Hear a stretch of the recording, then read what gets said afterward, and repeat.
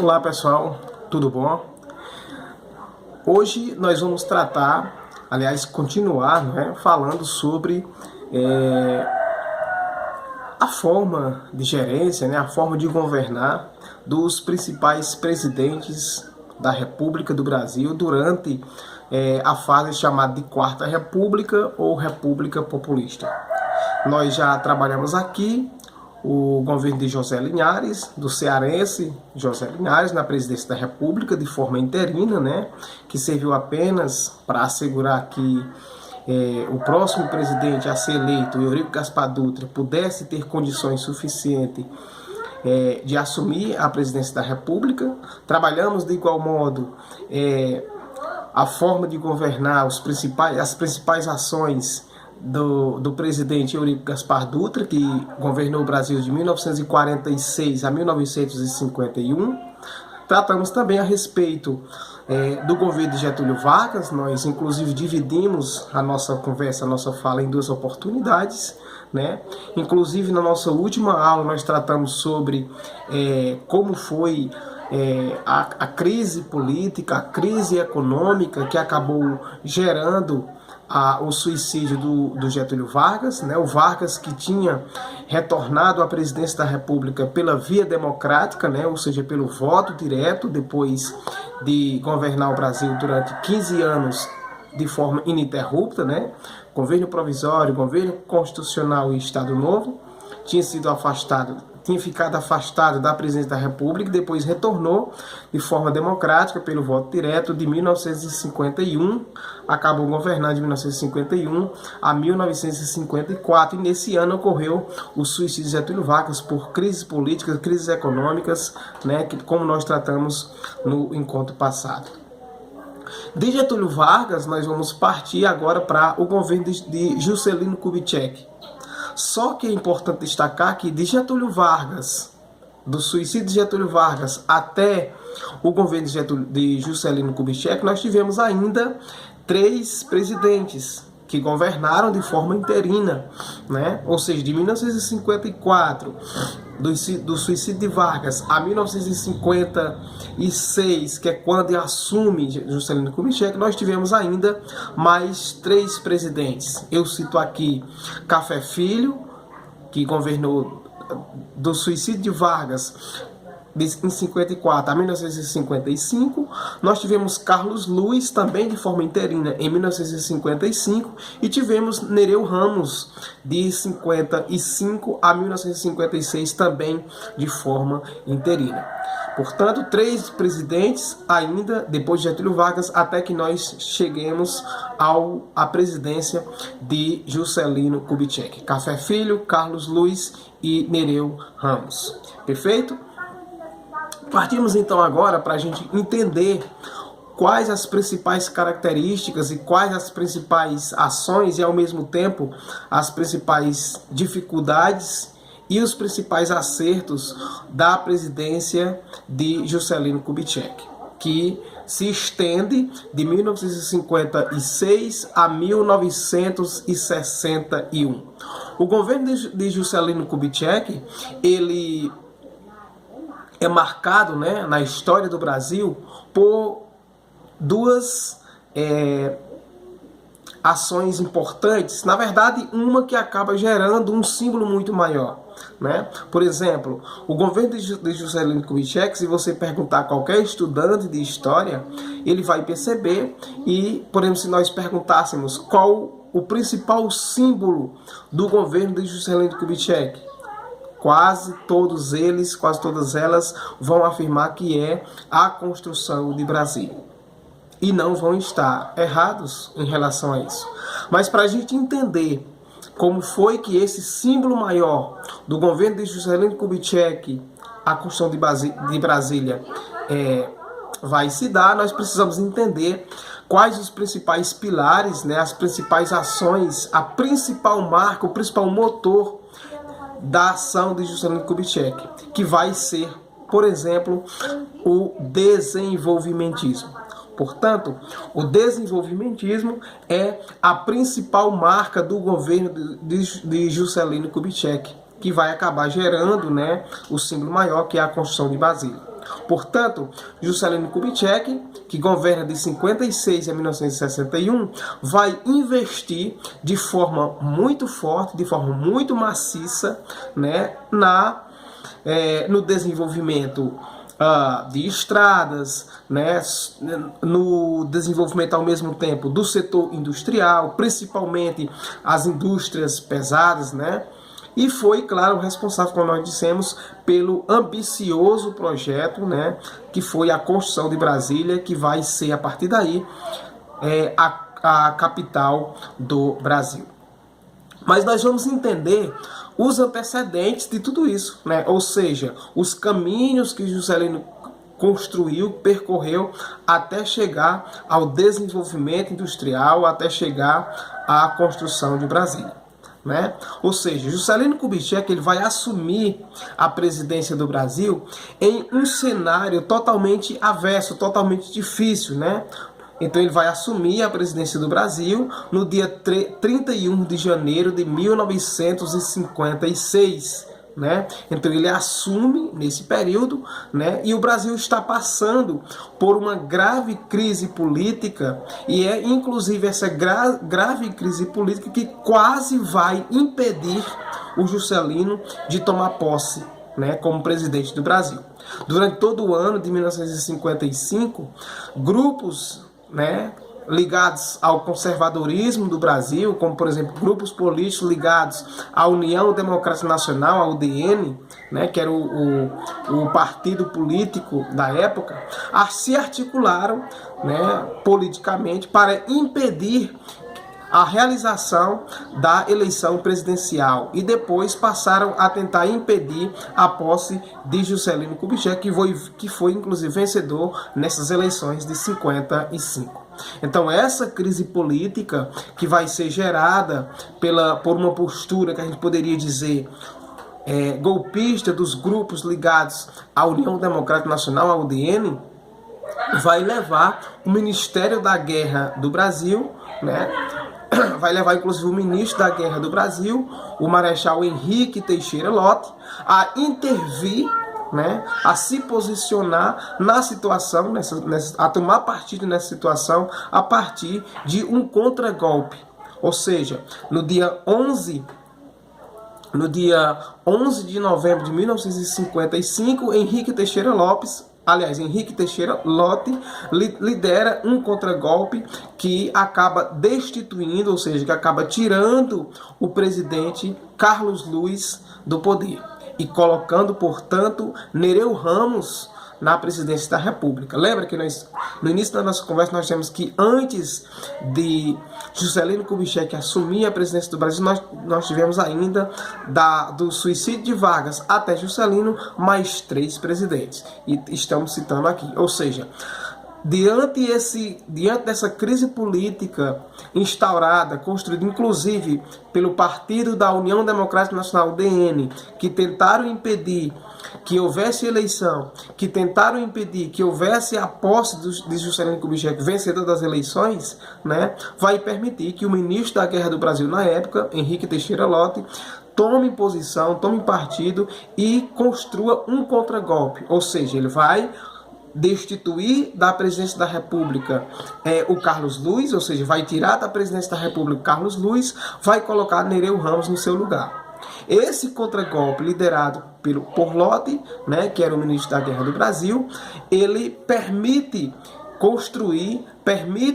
que se construa um caminho para que Juscelino Kubitschek tome posse em janeiro de 1956. Então, esses são os antecedentes da eleição de Juscelino Kubitschek, né? Mas como foi a eleição de 1955? Ao mesmo tempo que havia essa articulação política dos conservadores ligada ao UDN, né, a União Democrática Nacional, para não permitir a eleição e para não permitir a posse do Juscelino Kubitschek, por exemplo, ocorria, paralelo a isso, a formação de chapas políticas para disputar a presidência do Brasil nessa época, isso em 55. Essa eleição, ela contou com a participação de 4 candidatos, Eu cito aqui, por exemplo, esses 4 candidatos. Nós poderemos aqui mencionar Juarez Távora, da União Democrática Nacional, partido opositor. Nós podemos citar Adhemar de Barros, pelo Partido Social Progressista, PSP. Não perca de vista, nós estamos citando aqui os candidatos à presidência da República nessa época. Juarez Távora, pelo partido opositor, pela União Democrática Nacional, UDN. O Adhemar de Barros, pelo PSP, Partido Social Progressista. Plínio Salgado, pelo Partido de Representação Popular, PRP. E nós temos também o Juscelino Kubitschek, que vai se sagrar vencedor dessa eleição, né, numa chapa formada pelo PSD, Partido Social Democrata, e pelo PTB, Partido Trabalhista Brasileiro. O Partido Social Democrata e o PTB eram, inclusive, os partidos apoiadores do Getúlio Vargas. Quase que foge da memória. Então, a campanha de Juscelino Kubitschek, ela vai ser marcada por uma defesa de uma necessidade de se retomar uma política que permitisse o desenvolvimento da economia do Brasil e, ao mesmo tempo, essa campanha de Getúlio Vargas permitia também a promoção da industrialização do Brasil. Então, o pontapé inicial de Juscelino Kubitschek, o seu plano de governo, as suas principais ideias giravam em torno disso, de uma política que permitisse o desenvolvimento da economia brasileira e promovesse o setor industrial. Para lançar essa ideia, a candidatura de Juscelino Kubitschek, ela defendeu o slogan que marcou a sua campanha, né, e marcou também o seu governo. Então, esse é um outro símbolo que lembra o governo de Getúlio Vargas. Além dessa política de desenvolvimento industrial, além da construção de Brasília, nós temos também o próprio slogan de Getúlio Vargas, que vai ser uma marca muito forte, né? E, inclusive, são questões de vestibulares que tratam desse tema, né? Então, o slogan que vai marcar o governo de Juscelino Kubitschek é 50 anos em 5. Esse slogan é muito forte e vai marcar, por exemplo, o governo de Juscelino Kubitschek, 50 anos em 5. Ou seja, desenvolver economicamente o Brasil, promover industrialmente o Brasil, 50 anos em 5. Perfeito? Então, a ideia desse slogan era afirmar que durante os 50 anos o Brasil poderia se desenvolver 50 anos em 5. Né? A campanha de Juscelino Kubitschek, do JK, teve sucesso. E em grande parte pela habilidade do próprio Juscelino, né, que era um político mineiro, em articular grupos políticos de diferentes orientações ideológicas, diferentes posições partidárias para apoiá-los. Essa característica, né, de um político que sabe dialogar com os diferentes, né, foi feita de forma muito interessante por Juscelino Kubitschek, né, e é uma política que a gente tem visto em governos recentes, né, como por exemplo o ex-presidente Lula, né? Tem essa característica de se articular muito bem, de dialogar com pessoas de diferentes correntes políticas, de diferentes posicionamentos partidários. E essa posição de JK, de Juscelino Kubitschek, foi evidenciada porque a candidatura dele, né, teve o apoio, né, de grupos da burguesia industrial brasileira, né, e assim como também o apoio de comunistas e dos militares da época, ou seja, diferentes pessoas de orientações políticas diversas que acabaram apoiando Juscelino Kubitschek, que acabou o tornando vencedor nas eleições de 55. Mesmo assim, né, a eleição de 55 ela foi muito disputada, né, e o resultado também foi bastante apertado, né. Por exemplo, os resultados dessa eleição, né, deu a Juscelino Kubitschek 36% dos votos válidos, né, apenas 36% dos votos válidos, contra 30% de Juarez Távora, né. Juarez Távora concorreu pela UDN, né. Então, Juscelino Kubitschek, que tinha concorrido pela chapa PSD-PTB, teve 36% dos votos válidos. Juarez Távola, que concorreu pela UDN, teve 30% dos votos válidos. Ademar Barros, que acabou concorrendo pelo PSP, Partido Social Progressista, tirou 26% dos votos válidos. E Ademar Barros, que tinha concorrido, e Ademar Barros teve 26% dos votos válidos, né?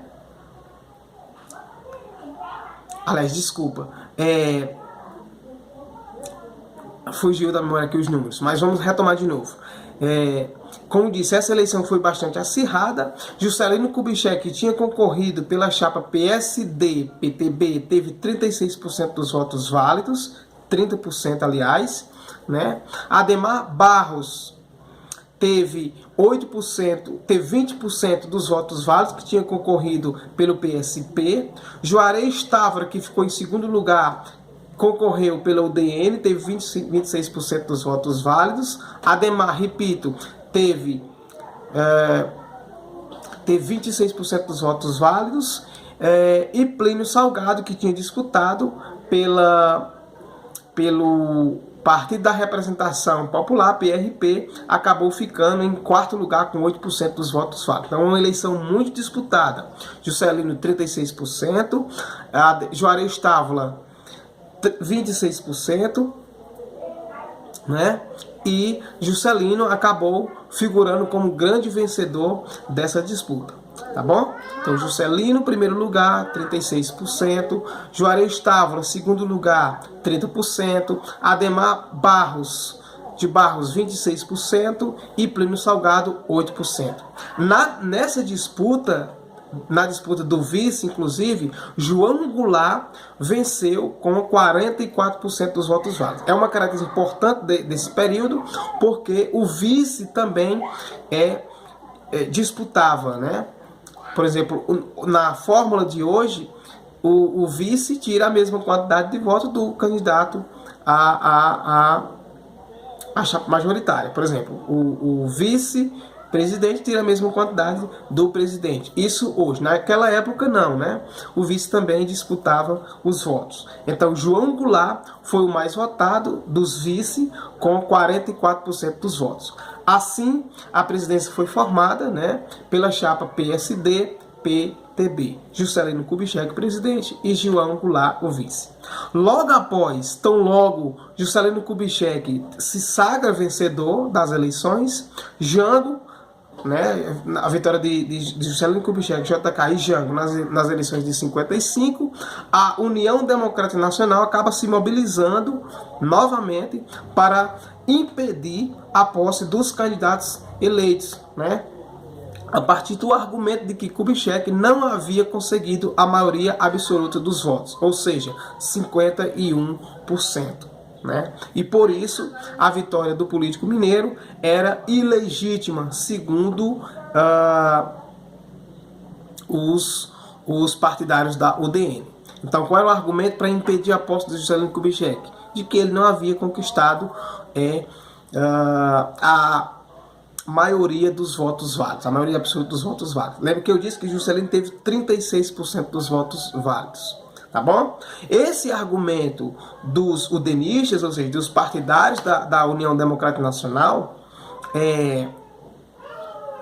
esse argumento, né, soava absurdo, né? Ou seja, era um argumento absurdo porque, pelas leis brasileiras da época, não era necessário que um candidato possuísse a maioria absoluta dos votos, né? Mas a maioria simples. Toda essa situação, né, eu lembro que toda essa situação acabou levando à intervenção, né, do ministro da Guerra do Brasil, Henrique Teixeira Lopes, né, nesse contragolpe, ou seja, destituindo Carlos Luiz da presidência, colocando Nereu Ramos e posteriormente garantindo a posse de Juscelino Kubitschek. Perfeito? É esse cenário. No nosso próximo encontro, nós vamos tratar, né, do governo de Juscelino Kubitschek, dos seus planos de meta, de como é que ele vai ser o responsável pela construção de um dos projetos mais importantes desse período, que vai ser a construção de Brasília, a construção de aeroportos e tudo mais. tá bom? É isso aí, abraço virtual a todos e a todas.